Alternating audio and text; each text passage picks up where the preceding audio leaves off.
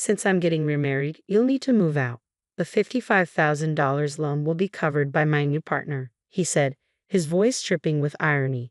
Years of painstakingly working to pay off that loan left me stunned by his audacity to shift the burden onto his new wife.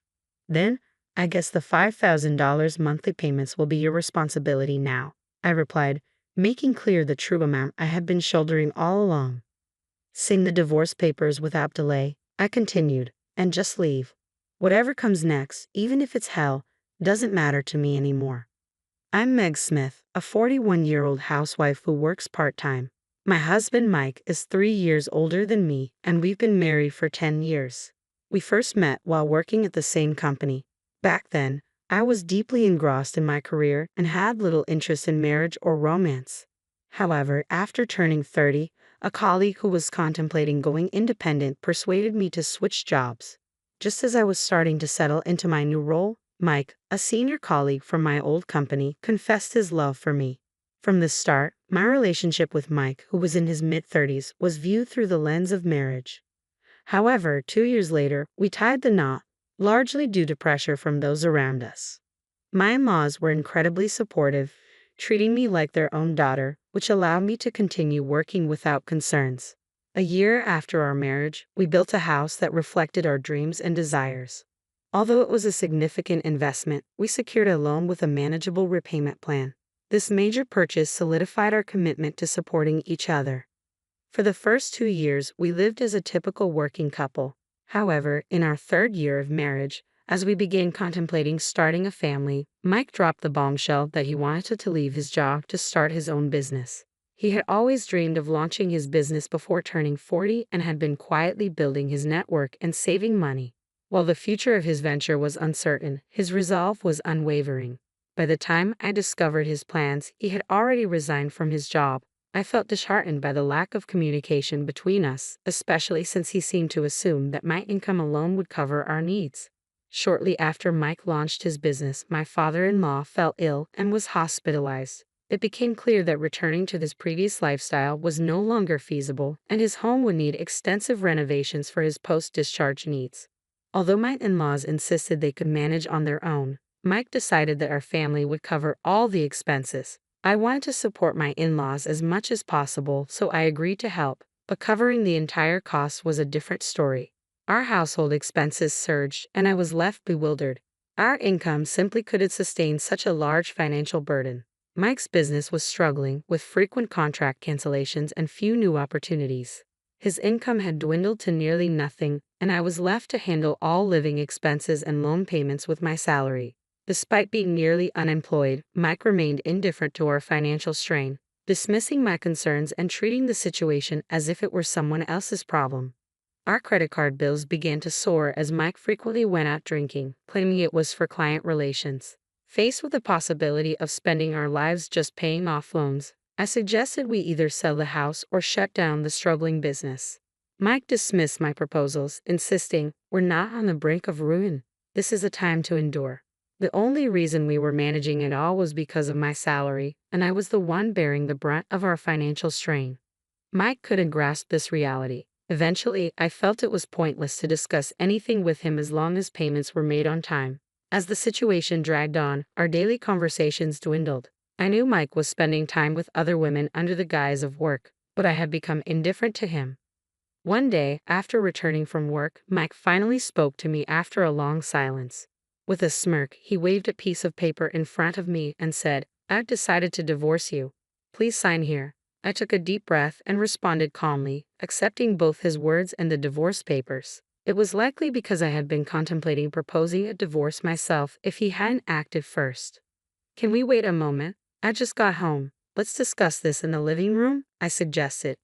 "I thought you wanted to talk, but now you're rushing me," he asked, his tone irritated.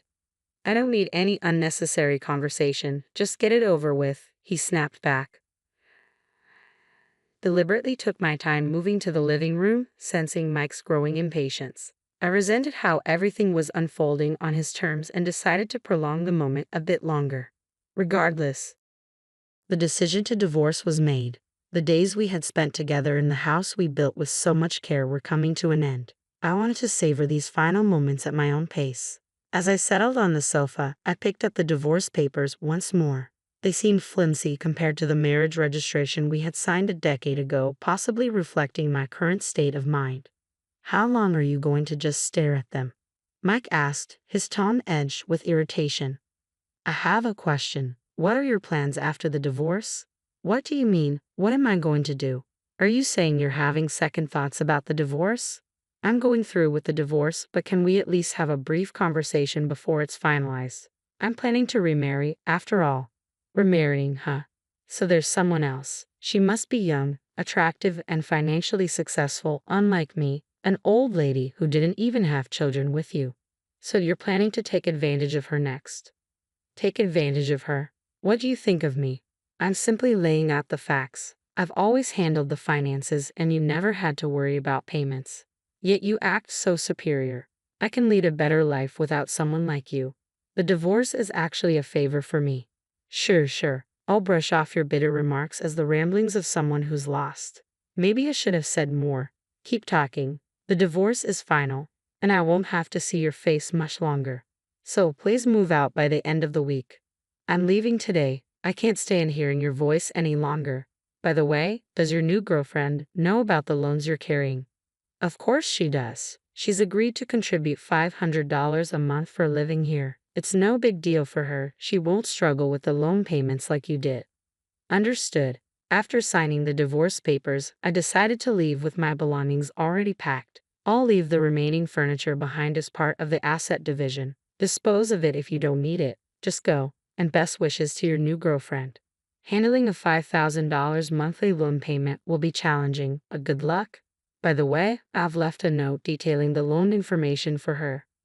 With a smile, I handed Mike the note, got into my car, and drove away from my former home. I headed straight to City Hall to submit the divorce papers. I hadn't felt this relieved in a long time and thought I should have divorced sooner without worrying about him managing the loan payments. A week after the divorce, one morning, I received multiple calls from my ex-husband Mike. Though I had anticipated this, it was still quite irritating. I decided to address it and answered one of his calls. Yes, what do you want? I wouldn't be calling if it weren't important. That's quite rude, but is it true about the $5,000? I have no reason to lie. You're expecting me to cover your debt. I sighed deeply at his words. Maybe I should have explained everything more clearly instead of just relying on the note. Despite the inconvenience, all the details are laid out in that note. I thought you'd understand it if you read it. I'm calling because I still don't get it, even after reading. I'll break it down for you. Besides the mortgage on the house, there are the renovation costs for your parents' home that you chose, the personal loan for your father's medical expenses, the business loan for your venture, and the credit card debt you accrued, all under your name. If there were only a mortgage, I could have managed that, but there's much more. If you have doubts, you can verify it. I helped because I was your wife, but now that we're not, it's no longer my concern. I told you when I left that there's a monthly payment of $5,000. You must think this is a joke. You spent money like it was nothing. Did you ever consider these payments? Well, you'll have to deal with it with your new girlfriend. That's why you divorced me, right? Actually, she broke up with me. She said $5,000 a month is too much. I figured as much. It's understandable. Even someone with a high income would rarely agree to take on a $5,000 monthly payment for debts they didn't incur. No one wants to pay 10 times the value of a house over many years. Did you really earn that much after changing jobs? Yes, my salary increased fivefold after changing jobs, but all that income went straight to repayments. I didn't realize you were making so much. I wouldn't have suggested divorce if I had known. It's not that you didn't know, you just weren't interested. After I switched jobs, you never asked about my work or my salary. You should have brought it up yourself. You never discussed your income either, even when we worked together. You barely communicated. Once you went independent and had little to no income, yet continued to spend recklessly, I figured it was pointless to bring it up. Let's start over. Come back. I refuse. I've finally achieved my freedom. Then what about the payments? $5,000 a month is unmanageable. Sell the house and use your income to pay off the remaining debt. You might be able to handle it if you adjust the repayment plan. Why not continue with the payments? I have no involvement with you anymore. I'm not interested in a stranger's debts. You're incredibly cold. Don't you have any empathy? I may seem cold, but I've been making substantial payments for over 6 years. Part of it was out of love for you, and part of it was because I felt obligated to your parents. If you wanted to come back, it might have been different. But you chose the divorce on your own. Technically, I have the right to sell the house, divide the assets, and even claim alimony for adultery. But I wanted to sever ties with you before dealing with that. I'm done with someone who turns their own money into a facade of wealth and squanders everything. I'm exhausted from covering your reckless debts. My life is my own now. Don't involve me in it any further. With that, I ended the call. Mike ceased to interfere in my life after that. The relief I felt when everything was finally settled was immense. Later, I learned that Mike had to give up his job and the house and create a new repayment plan for the loans. Returning to his previous job under the scrutiny of others must have been uncomfortable. Despite this, he would continue to be burdened by loan payments. I'd also heard that his parents decided to sell their house and move to a retirement home. It saddened me to think they wouldn't have faced such a choice if we hadn't divorced. I assisted with their move and contributed financially to their entry fees as a way to repay the kindness they had shown me. I hope they can now enjoy a peaceful life without the strain of $5,000 monthly payments. I can live comfortably by being naturally frugal, and my savings have steadily increased. I'm also looking into investing to secure my financial future. Currently, I'm moving forward with a new partner I met after my divorce, and I'm enjoying fulfilling days both professionally and personally.